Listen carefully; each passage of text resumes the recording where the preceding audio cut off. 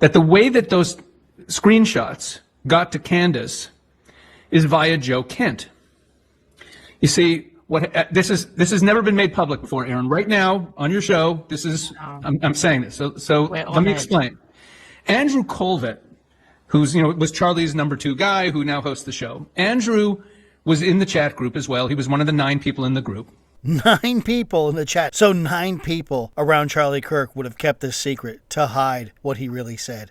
And you think Charlie was surrounded by people who were treating him well. Get real. And he admitted, at first, to be perfectly honest, at first he was denying it. We didn't know how Candace got them. But then he admitted on the air, on his show, straight out of this guy's mouth, Andrew Colvett lying again, that he had given these text messages, and he gave them to, he said that on the show that he gave them to someone in the government. He told us that he gave them to someone in the government.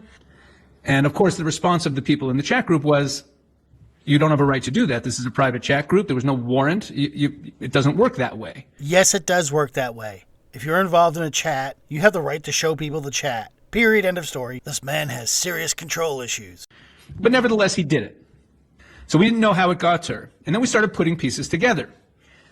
Because Joe Kent was someone that we knew that there was a relationship there between Charlie and Andrew and Joe.